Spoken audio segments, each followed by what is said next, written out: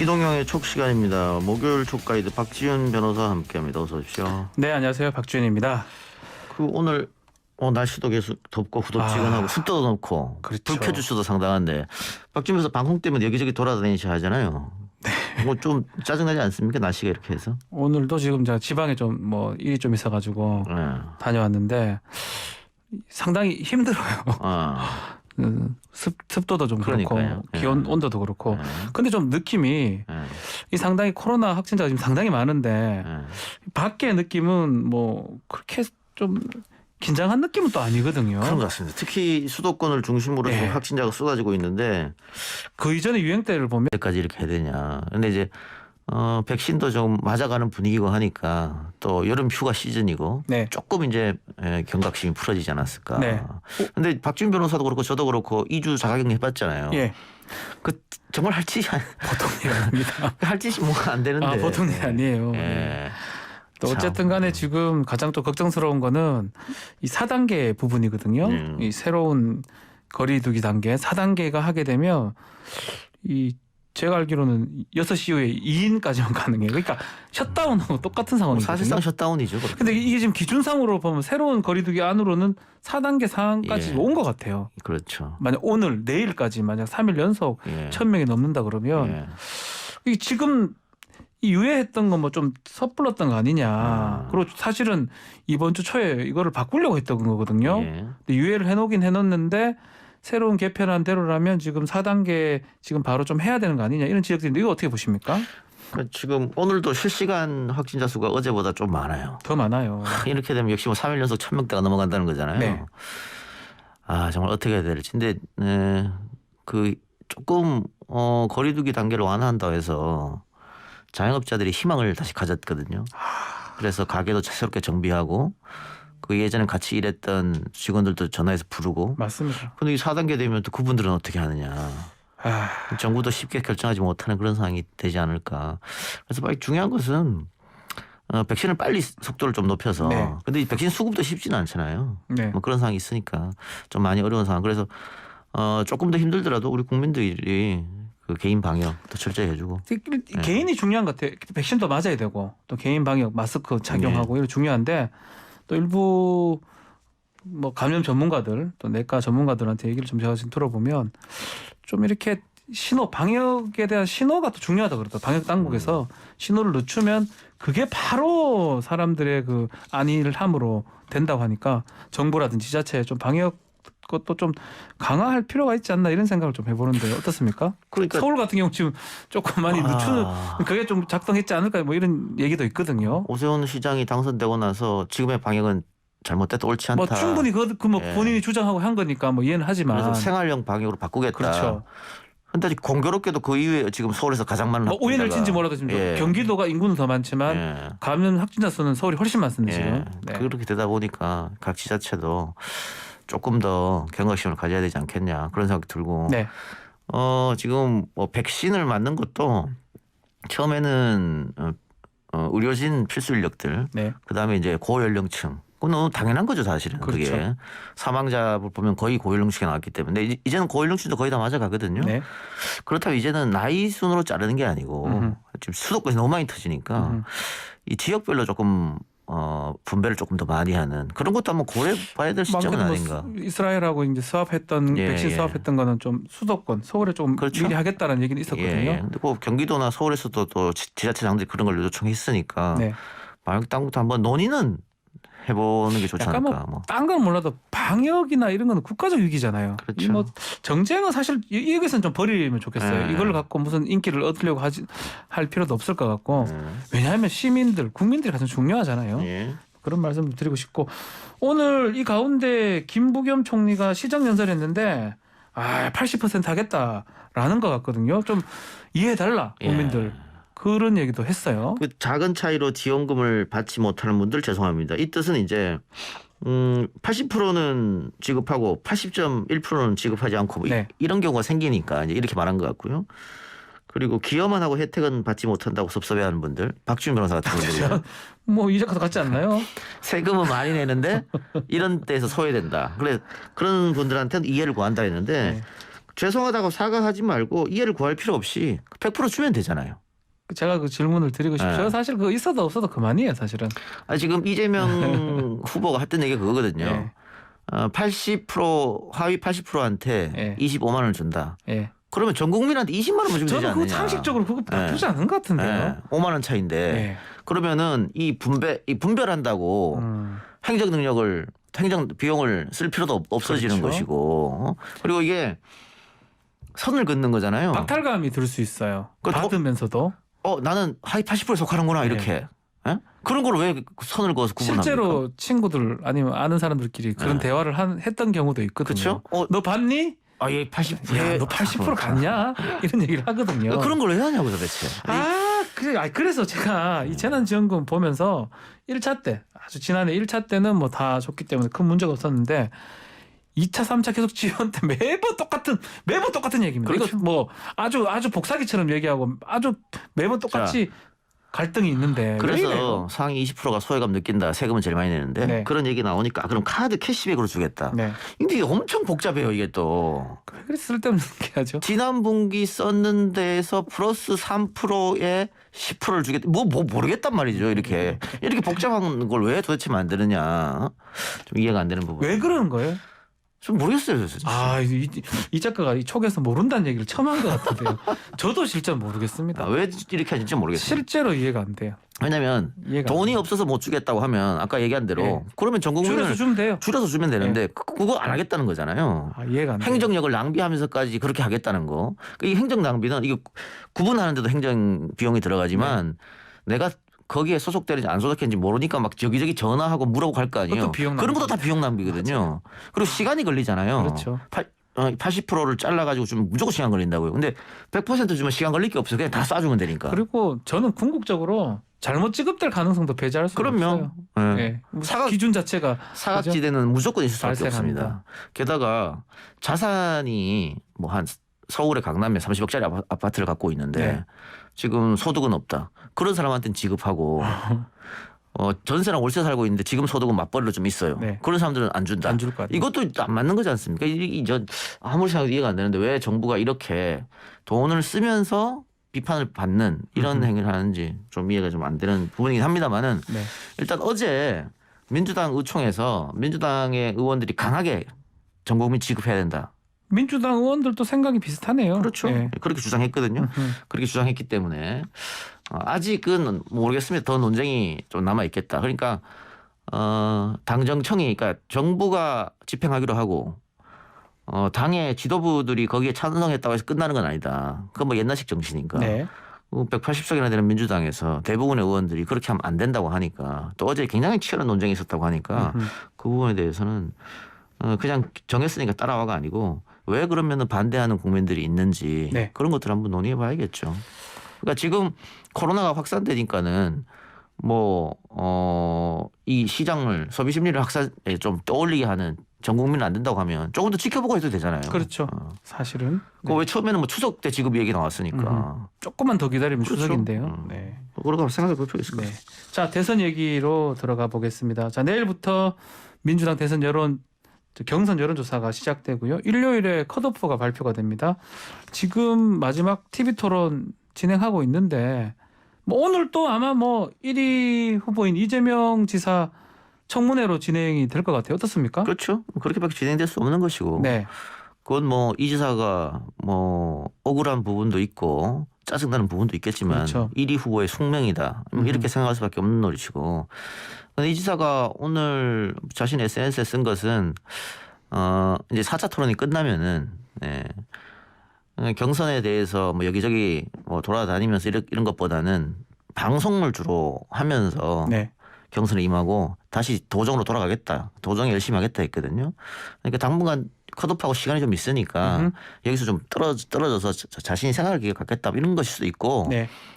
본인의 강점이 결국은 도정에서 행정력을 그렇죠. 통해서 국민한테 보여주는 거잖아요. 그걸 하겠다. 그런 입장인 것 같아요.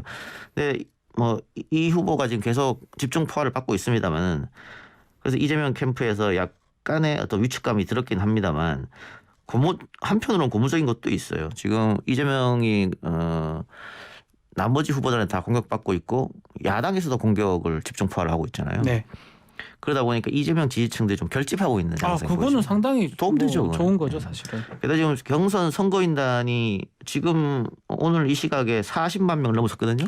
상당히 많은데요. 네, 40만 명 넘어섰다고 하면 이것도 어쨌든 흥행에는 지금 네. 성공하고 있다. 어쨌든 흥행에 성공을 했다고 그렇죠. 볼 수 예, 있습니다. 이 정도 모였으면 뭐 어쨌든 간에 지금 이재명 지사 상당히 공격을 당하는 모습인데 어제 대권 주자들이 공약 발표를 하면서 그때도 지금 이재명 지사를 좀 견제하는 모양새였거든요.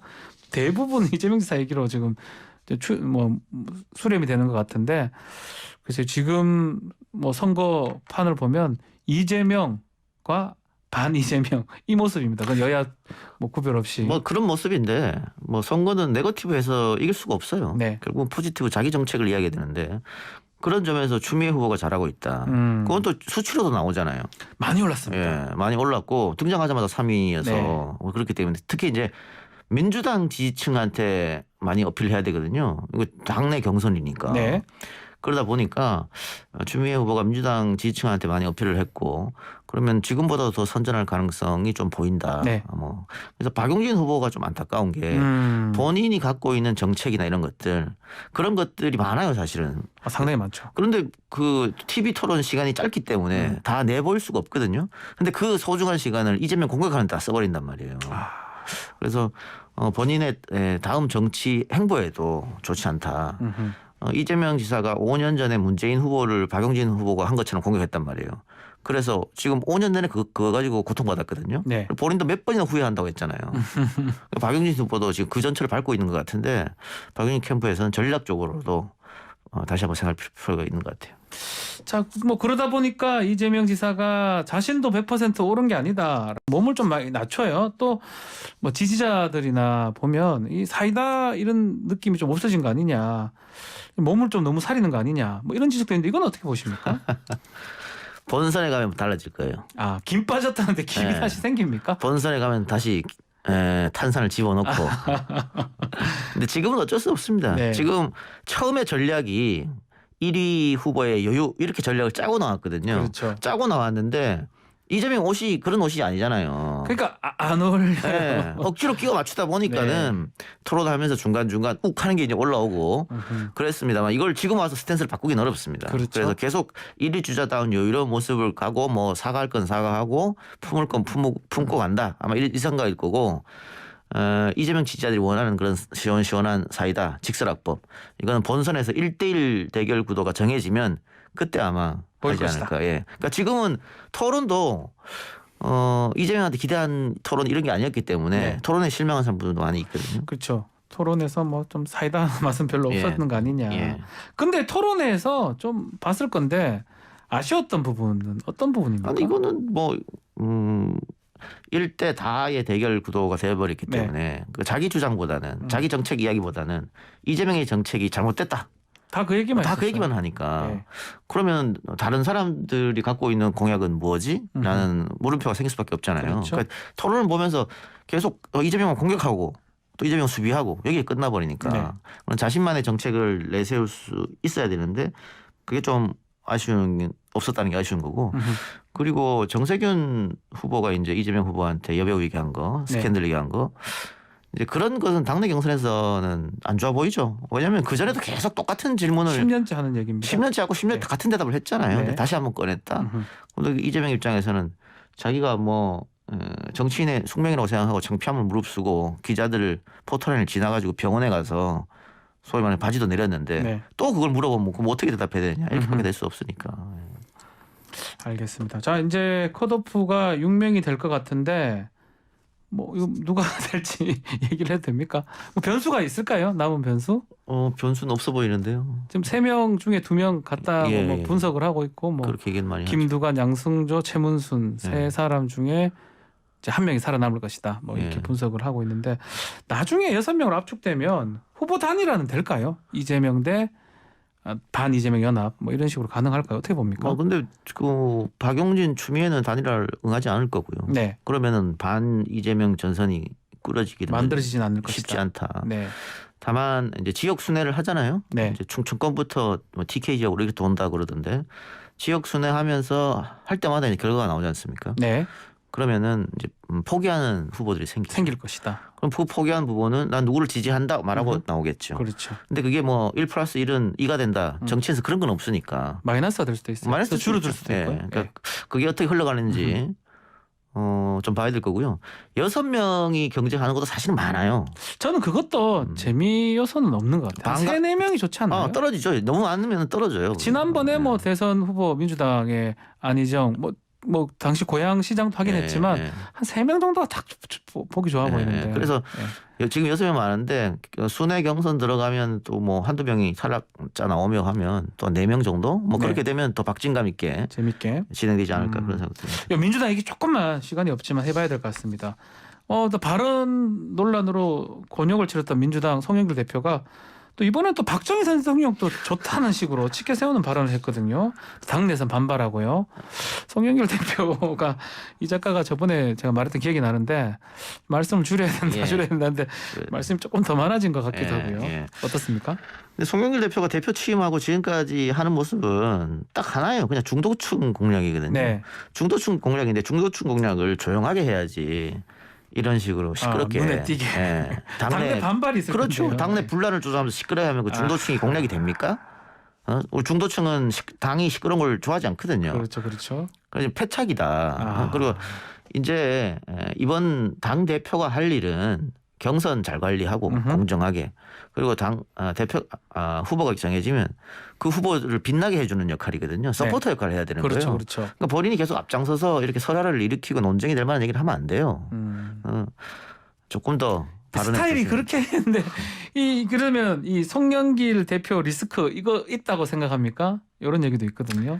뭐 제가 뭐 리스크가 있다 없다 말하기는 좀 못합니다만 당장 그 박정희 칭찬의 부분에 대해서 조선일보 같은 언론사에서 송영길의 마이웨이 강성 친문 깨고 이렇게 나오거든요. 그게 문제라는 거예요. 이렇게 나오니까는 당원들은 불불할 수밖에 없는 거죠. 그러니까. 이용당한다 이렇게 생각하니까. 그래서 한마디 한마디가 그만큼 주목받고 있으니까 조심해야 됩니다. 자, 짧게 시간이 좀 다 돼가는데 야당 얘기도 해봐야 되겠죠.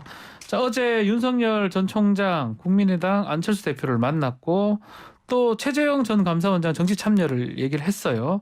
이준석 대표가 오늘 8월 경선 버스 얘기했는데 특히 최재형, 윤석열 두 사람 버스는 어떻게 탈 수 있을까요?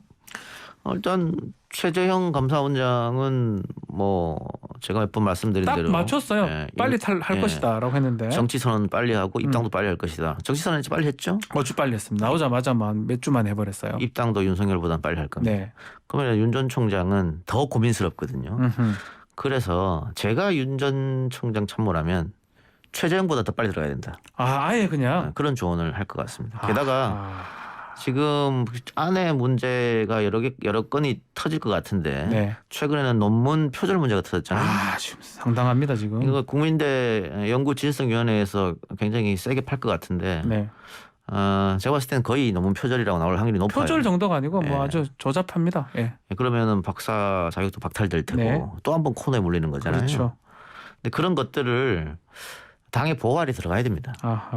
어쨌든 당에서 공식 당에서 공보팀에서 커버 쳐주고 의원들이 해주고 혼자서 지금 감당이 안 돼요. 어제 해프닝이 있었잖아요. 그렇죠. 그 장모 질문하려고 하는데 뭐 지지자들이 뭐 기자들 이렇게 막아서 갖고 질문 못하게 하고 자합하니까 답변하지 말라. 답변하지 마세요. 좌파입니다. 이런 게 그 모습이 그대로 전파를 타지 않습니까? 야, 그리고 진짜 안 좋은데요. 이런 경우가 어디 있어요? 근데 당이 있으면 기자들 이렇게 기자회견 할 때 그 당에 있는 사람들이 당직자들이 그 미리 포토라인 치고 그렇죠. 다 하잖아요. 다 해주죠. 그런 지지자들이 들어올 수 없다고요. 근데 그런 모습이 그런 게 없으니까 이런 모습들이 그냥 언론을 통해서 대중들에게 비춰지고 그렇게 되면 윤석열은 준비 안 됐구나 이런 생각이 들게 되면 지지율은 떨어질 수밖에 없다. 자, 그 부분 뭐 보좌진이라고 보인다 하는데 그 남성.